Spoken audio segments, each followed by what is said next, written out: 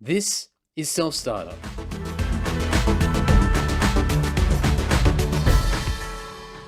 Greetings, fellow self-starters. Welcome to Self-Starter, a podcast that highlights the small business owners, the self-employed and freelancers who've taken the plunge to create their own desirable lifestyle. My name is Andy Dowling. I'm also the host of the Andy Social podcast. I play bass in the Australian metal band Lord, and I am a dispute resolution specialist. So yes, I think you guys have heard that a few times already. You can follow me on Facebook, Instagram and Twitter by searching at Andy Dowling, or you can go to selfstarter.com.au where you'll find a bunch of links and resources, not only for this podcast, but anything and everything to do with the self-employment world. So be sure to go over there and check it all out. This episode is with business owner Amy of Niche Massage in Nowra. Yes, massage. Now, the key word, the umbrella theme of this podcast episode is niche, and we'll get into why. Really cool business. Amy's been up and running for the last 2 years, and this is a great example of a business just gradually building and building and building and getting support from the local community and building up regular, loyal clientele. I'll let Amy do all the talking, but you can check out Niche Massage by going to nichemassage.com.au. That's niche, by the way, for you Americans that are listening. And facebook.com/niche massage Nowra. So that's, I'll do that again. Facebook.com/NICHEMASSAGE NOWRA. Alternatively, as always, you can go to selfstarter.com.au, check out the show notes, and I'll dump everything over there as well. As always, enough of me. Please enjoy this great conversation with Amy of Niche Massage in Nowra. Thank you very much for your time. You're more than welcome. And just to get it started, for people that don't know who you are, do you just want to introduce yourself and your business? Sure. So my name's Amy Jane Ward, and I moved to the Shoalhaven 6 years ago from New Zealand. Mm-hmm. And my hubby is in the Defence Force, and we had a wee baby together. And when I was looking to get back into the workforce, I wasn't really happy with what was out there, so I decided to train as a massage therapist, and I own Niche Massage. And so has Niche Massage been around for about that 6 year period, or has it been a little bit less? 2 years. 2 years. 2 years. So I've literally just celebrated my second birthday with the business. Happy birthday. 2 weeks ago. 2 years ago. That's great. And so you just mentioned there, and this is one of the questions that I have, is around, you know, what was the main driver to start your business? And obviously just, I guess, a lack of other preferred opportunities, and you thought, well, this is something that I should just start on my own accord. Absolutely. I wanted something that, I could work around my wee one. She's just turned 5 now. She was 3 when I started it. So it had to work around her. There's no doubt about that, because with my husband being Defence, he's in and out of the household. Unfortunately, he was deployed for 7 months when I actually trained, and it has to be something that I can still be home to look after her, my little one, if my husband's away. So yeah, that's kind of how it evolved, really. Just trying to, I guess, try and find something that meets or fits in with the lifestyle that you both have, and I guess having the child, definitely. Correct. Yep. And so you mentioned that you made that decision to get into massage, and you know, was that something that you had some interest in previously? What was the? It was. Now I did more of a self-interest course many years ago. I have a 21-year-old girl as well, and when she was about 4 or 5, I did a course that was more self-interest based than a certificate as such, and I've always used the skills that I learnt from that course, and it's always been in the back of my mind. And so when hubby deployed, it was a very conscious decision. I thought I could either sit and cry for 7 months, which was quite tempting, mm-hmm. or I could actually just do something for myself, and he would come home to this new woman, which is what happened. That's fantastic. So did you have to invest a lot of time to go and get the training and the skills that you needed? I didn't, and that wasn't an option. And if that was an option, I wouldn't be a massage therapist today. And I couldn't, my husband was away. I couldn't go away for months up to Sydney. There are options out there, and I really urge people to look out for the options, not just what we've shown is the easiest path, because there are options. I actually started with a weekend course, and that course enabled me to join an association and get insurance. It's a very, very in-depth course, but obviously not in-depth as a massage therapist that goes to college for 3 years. But it was a course that enabled me to start my journey, and I've done quite a few courses since I did that initial course. So, I mean, that's probably a really important thing, is that you didn't have to have everything ready to go straight away. It was just getting started was probably the critical thing. So what was the easiest thing, at least up front, just to get the whole thing moving? All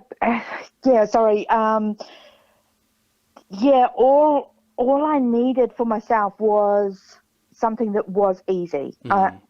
I wouldn't have been able to do it around hubby being away and around the little one if it wasn't something that was doable. Yeah, absolutely. And what were there any fears that you had leading up to when you finally put word out there to, whether it be just friends and family or out to the wider community, that you are now open for business, or leading up to that moment? Were there a lot of fears? Yeah, there were. First of all, not being taken seriously because it was such a condensed course.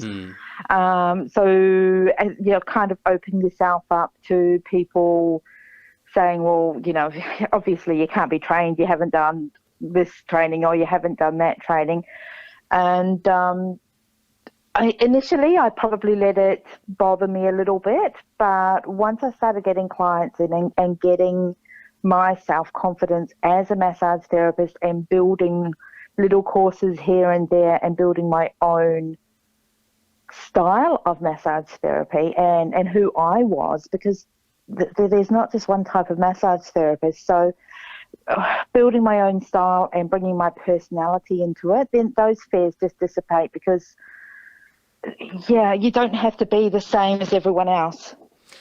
Yeah, and so I assume that was things that you were just telling yourself right from those earlier moments when you're getting some criticism out there, or even just the thought that you may be getting that criticism, just to keep you going and keep you moving forward and not sitting still. Yeah, the reality is most of the criticism is only perceived criticism. It may not necessarily even be happening, but the fear is such that you kind of feel like you're not as trained as everyone else, and you're not as experienced as everyone else. So we perceive that we're going to get that criticism. And the reality is it's been very few and far between those sort of comments. And the positive input from my clients that I have now is all I go by, because they're the ones that I'm changing their lives on a daily basis. So they're the ones that matter. Well, that's the proof that you need, is that it's having an impact on people. And so, and you don't have to, well, it's exactly what your, what the name of your business is. You've got a niche and it's working. So, you don't have to worry about the wider thing. That is exactly why it's called niche massage, because for the first time in my life, I feel like it's my niche. It's where I fit. It is who I'm supposed to be. That's fantastic. And when you actually launched and you're ready to go, who were your first clients, or how did you get your name out there initially, just to get some initial interest and people coming to you to pay for your services? Okay, so I started my Facebook page before I even did my course and put it out there. I invited all my friends to join, and I put it out there what I was going to be doing. And I had a few clients. I think I had 3 or 4 clients within my first week of finishing my course. But they kind of came few and far between in the first few months. But they kept coming, and those first few that I had, 2 years later, most of them are still clients now. That's fantastic. And was it something that you were really sort of relying on, that word of mouth, to get out there initially? Yes, yes and no, actually. I find word of mouth is actually stronger now than it was 2 years ago. Honestly, you just have to market on Facebook, and I say that because Facebook is such a big part of everyone's lives now. So for me personally, that's how I built it, just marketing on Facebook. And by marketing, I don't mean necessarily paid advertisements, because you don't have to pay, but you just have to get your name out there on Facebook. And of course, there are other social media strategies as well. Facebook is just my preferred one. But word of mouth is actually more relevant now, 2 years later, than it was 2 years ago. I assume that's probably because you've got that clientele now that come in, so those people are going back out to their groups of people and passing it on because you've got that regular clientele. Absolutely.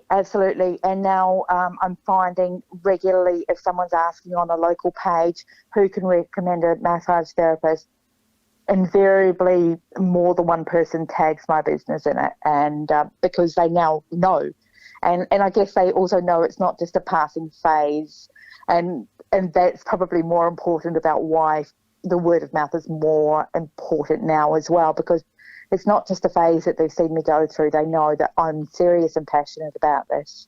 I think that's a really important thing that I'm starting to get wrap my head around now, is that sometimes it's just the fact that people just are continuing to do what they do, regardless of whether you're making a hell of a lot of money or your clients are coming in thick and fast. It's the fact that you're still there and you're still doing your thing that adds that legitimacy to what you do. And so people trust you over time, even if they don't actually use you for a while to begin with.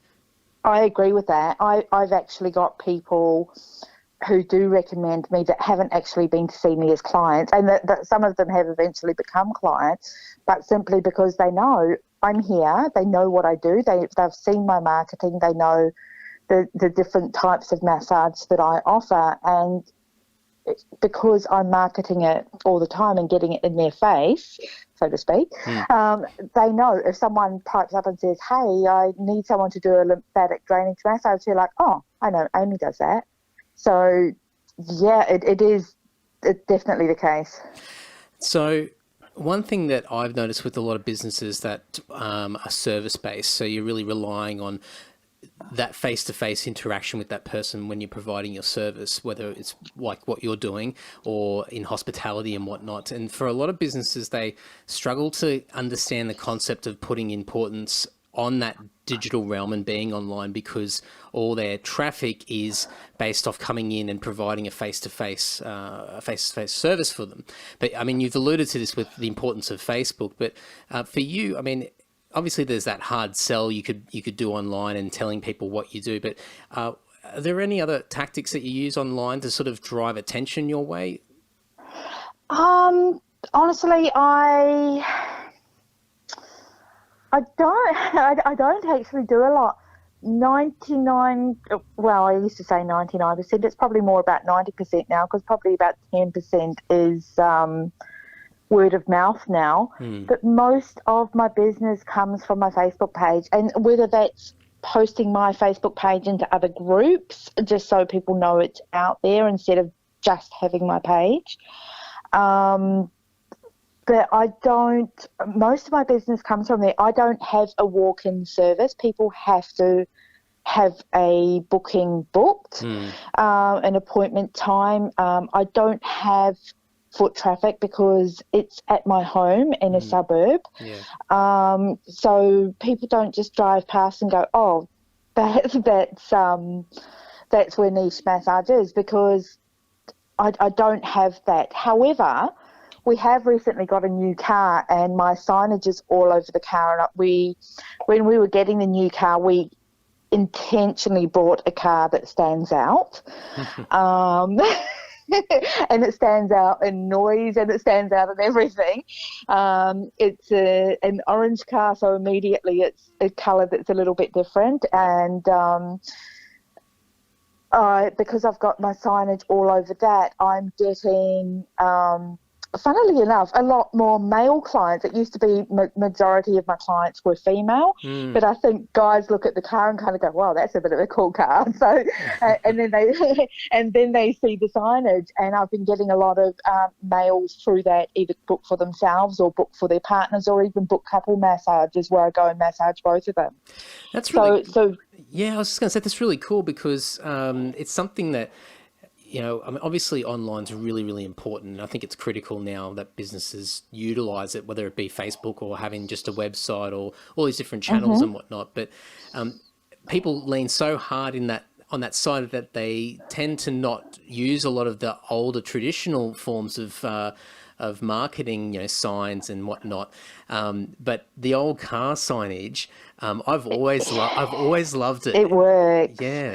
It absolutely works. I've often actually said, I've had a discussion with my husband recently, I wonder how many businesses these days would survive if Facebook closed tomorrow.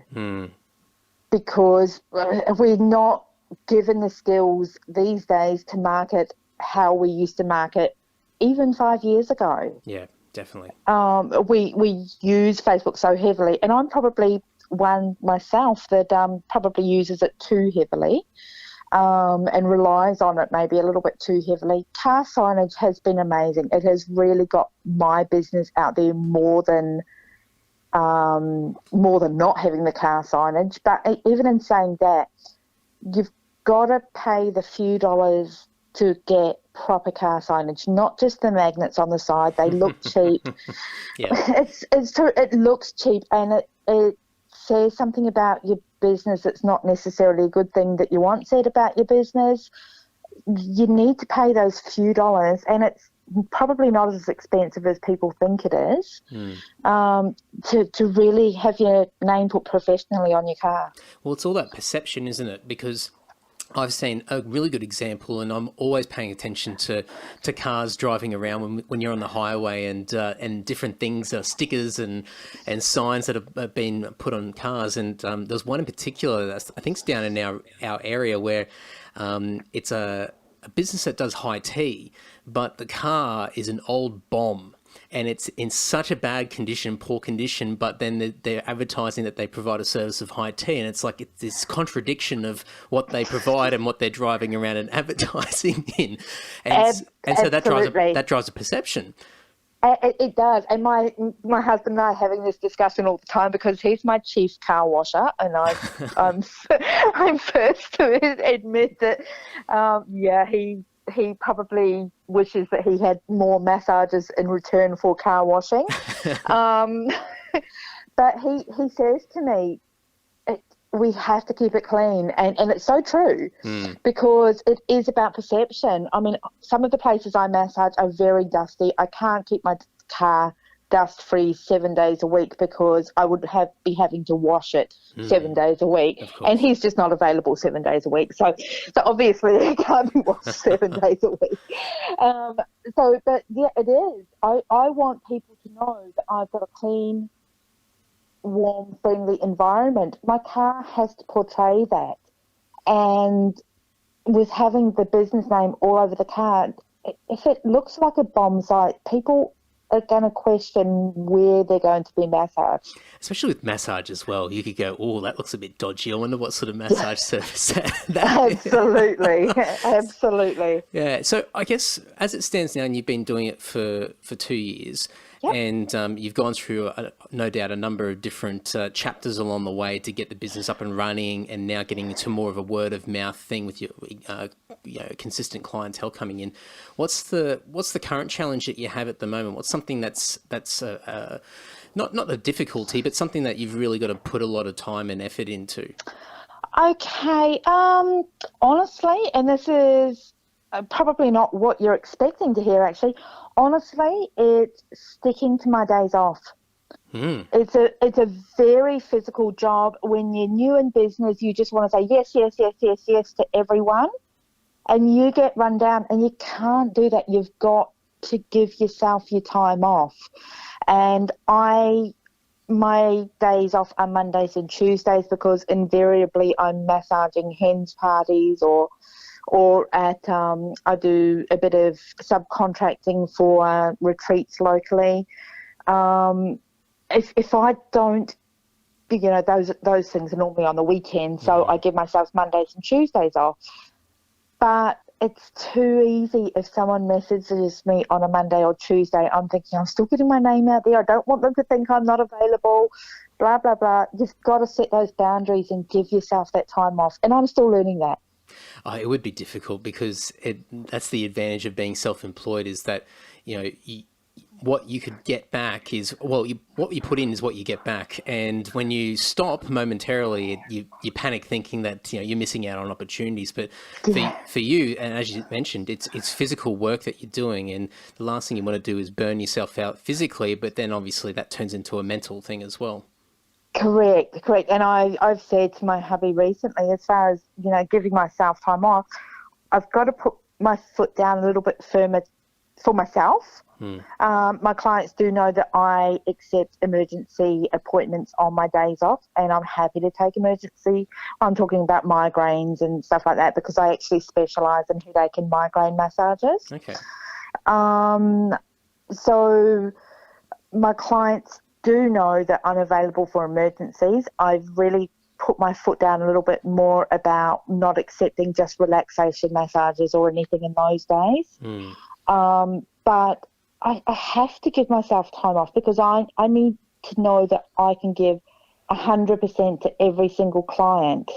And I can't do that if I'm not setting those boundaries for myself as well as my clients. Oh, definitely. And I think it'll no doubt help your business long term, with even just giving you a moment to breathe and look at the bigger picture. And it might just open up a few other ideas and things that you want to do that you normally wouldn't be able to give yourself the opportunity to think about, because you're just constantly on the go all the time. Absolutely. I mean, as a business owner, you do everything. You do the marketing, you put your books together, you're doing the cleaning. Massage industry is a pile of dirty washing every day. and you have to be able to do all of these things, and it's hard to keep up when you're just massaging. Absolutely. And not giving yourself those couple of days to recoup. Well, you're right. I didn't expect that answer, but I'm glad that you did, because it is important. And I think it's something that where people put a lot of pressure on themselves to think that, going into, your own business, being even just a freelancer or being self-employed, that you have to just be on all the time. And it's this massive commitment. And it is a commitment. It's a big commitment. But you also have the control to be able to limit yourself at times along the way as well, because ultimately you're creating the rules yourself. Absolutely. And you have to. I didn't do it from the outset, but really you have to do it from the outset. I know that's probably the hardest thing for some, because you do try and take the opportunities while they're there. But you have to set the boundaries for the clients as much as yourself from the outset. Well, moving forward now, and one of the, as you mentioned, the current challenge that you have is being disciplined with your days off. But apart from getting over that challenge and getting that underway, what else is coming up for your business? Have you got any other ideas or things that you want to venture into or expand out, or is it more of just building on what you've already got? There are a few things. I often have polls on my Facebook page of different things that clients want to see me introduce. And I do take a big note. Lymphatic drainage is one of the things that I've had clients request the last couple of years, and it's now a part of my services. Can you explain that just really quickly? So lymphatic drainage is it's to help move everything through the lymph system, which is right through our body. Mm-hmm. Now, it was requested from one of my very, very first clients, who is a breast cancer survivor. Now, it's not just for cancer survivors or anything, but breast cancer survivors often have lymph nodes removed, and therefore they suffer with lymphedema, which you'll see some people have, like the compression bandages on their arms and stuff like that to prevent the swelling, mm-hmm. which is normally lymphedema. So lymphatic drainage helps to drain all the lymphs and helps to reduce the lymphedema, and it's much more comfortable than them having swelling, which causes them pain. But it's also fantastic just for everyday health, just helping to drain the toxins out of your body. So that's part of your repertoire as far as services. It is, and it's becoming more and more popular for both breast cancer survivors and everyday people that are just carrying a bit of fluid or just run down. It can help to get everything out of the body that shouldn't be in there. That's really cool. So I guess from just off that example that you've got, opening up, I guess, the number of different services that you provide and expanding on that. There are going to be a few more services specifically over the next year. I'm also very strong into essential oils. I'm going to be running more workshops teaching people how to use essential oils over the next year. And within the next sort of 12 to 18 months, I'm looking at specialising more in a whole woman's health. I mean, I definitely will always do men's massage as well, but women's health comes up so much from the women I talk to. There are just things not available locally, unfortunately. We do live in a place that's a little bit distant from where some of the therapies can be provided. Sure. So I'm really just wanting to get it out there, because if women are looking after their health, it's not just their physical health, but it's their mental health as well. And so I really want to be pushing the courses that I'm doing to specialising in women's health. I'll be letting my wife know that, because I think I think she might be interested. Absolutely. Well, that's really, I mean, it's exciting to know that, I guess, in a couple of years that you've been running, that you've achieved a considerable amount of success in having regular clientele, and that's something that a lot of people, before they even get started, just dream of having and think that it's a very difficult thing to get to. And obviously it's a lot of hard work, but it's achievable. So it's exciting to see you up to this stage, and obviously just touching on some of the ideas that you have in the future as well, that the possibilities are endless as far as where the business can go. Absolutely. And I just want to touch on what you just said there about, it is something that everyone hopes that they can do when they go into business. And just what we were talking about earlier about, some people give up to walk before that point. So many times in the last 2 years, I've shaken my head and kind of thought, why? I'm still only got 2 or 3 clients a week.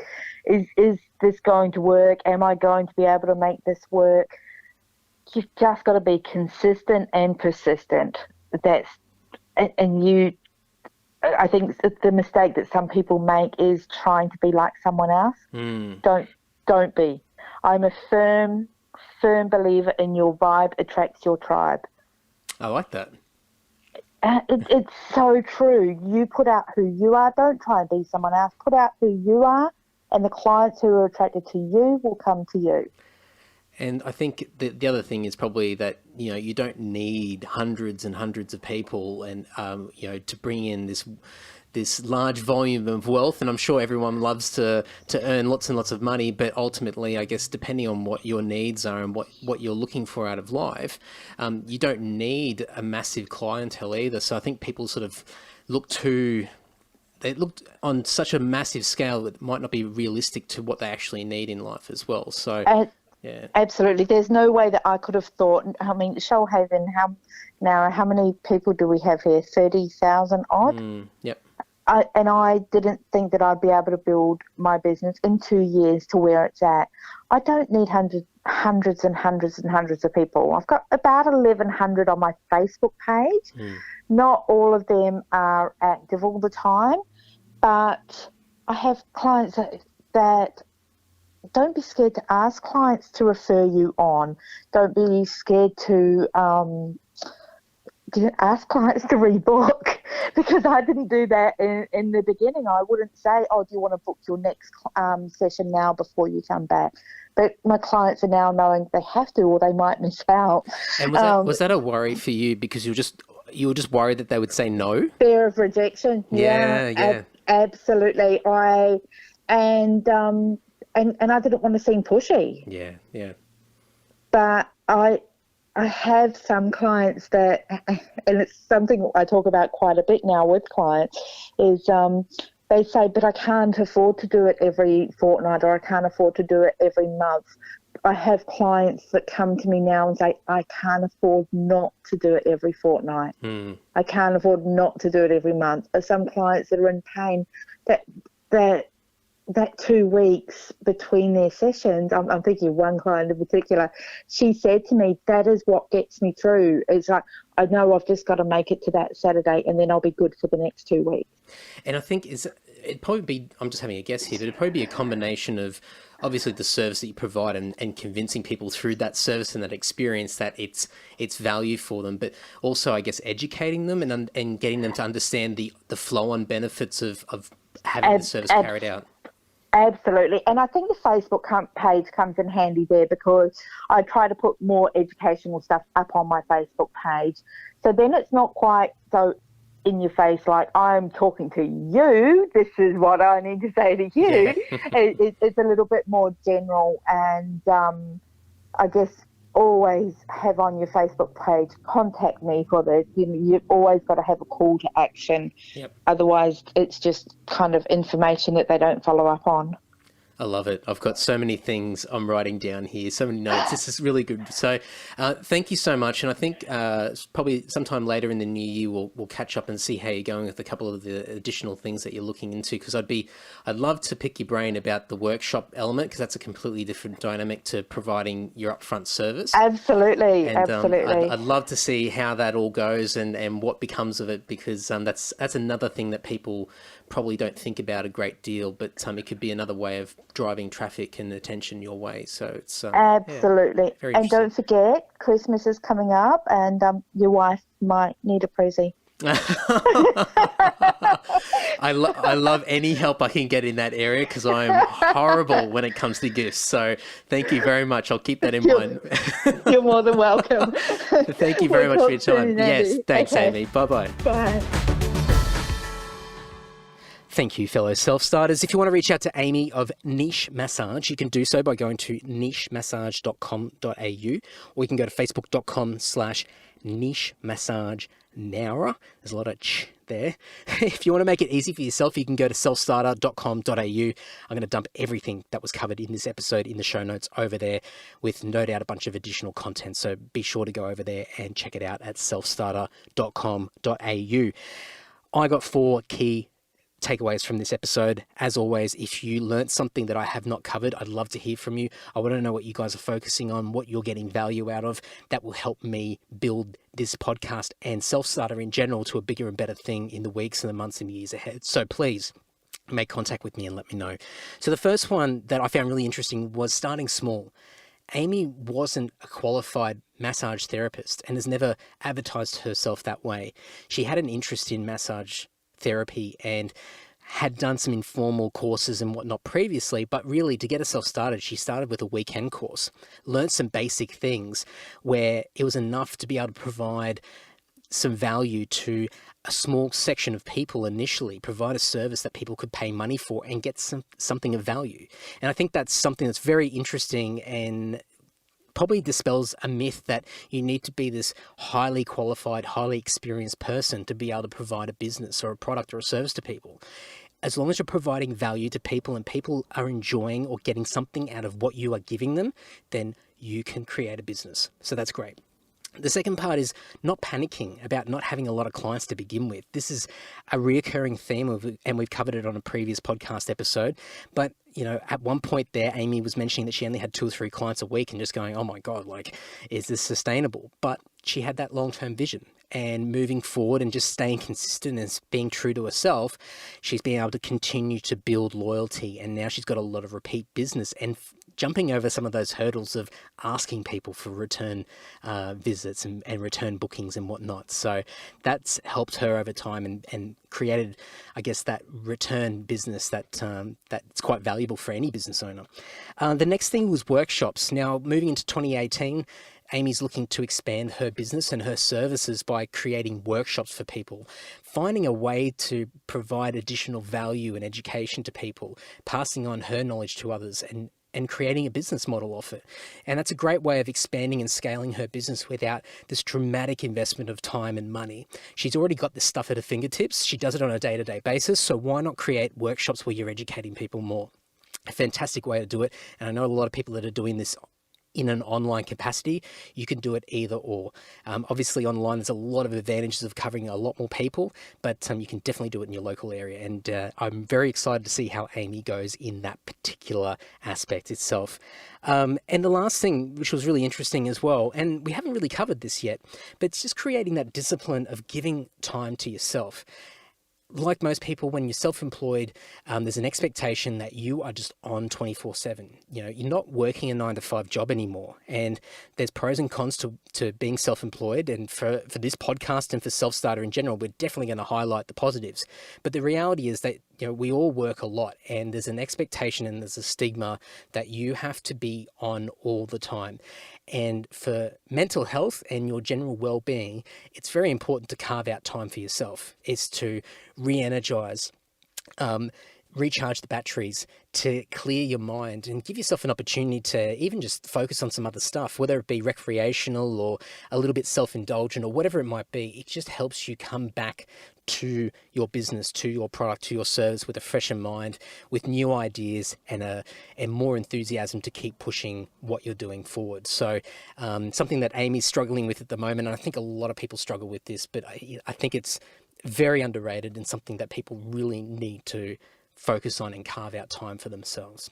So with everything, you can go over to selfstarter.com.au. There'll be a bunch of additional stuff over there, a bunch of blog posts and content and resources for you guys to check out. I want to hear from you guys if there's something that you're learning or something that you're focusing on that I'm not actually focusing on at the moment. I want to hear from you guys because obviously that ensures that this podcast and Self-Starter in general becomes bigger and better in the weeks and the months and the years ahead. So, as always, until next fortnight, keep reading, keep enjoying Self-Starter, and look forward to speaking to you guys soon. Thank you. Bye-bye.